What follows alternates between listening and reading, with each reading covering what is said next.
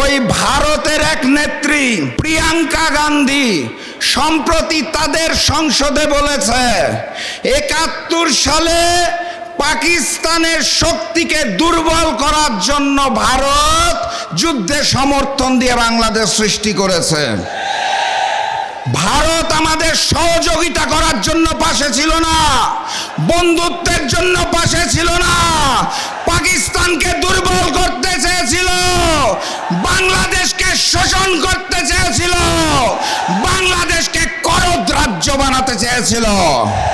সেই ভারতের তিলকওয়ালী মুখ্যমন্ত্রী ফ্যাসিস্ট শেখ হাসিনা জুলাই গণঅভ্যুত্থানের পর তার নিজের দেশ ভারতে পালিয়ে গেছে।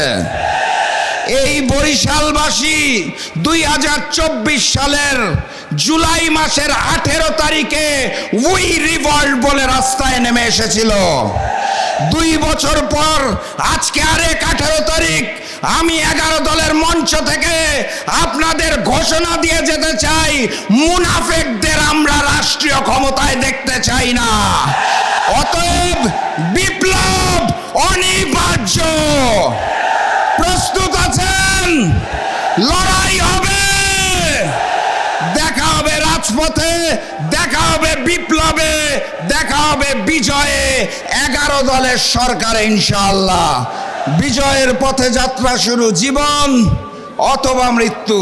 আসসালামু আলাইকুম।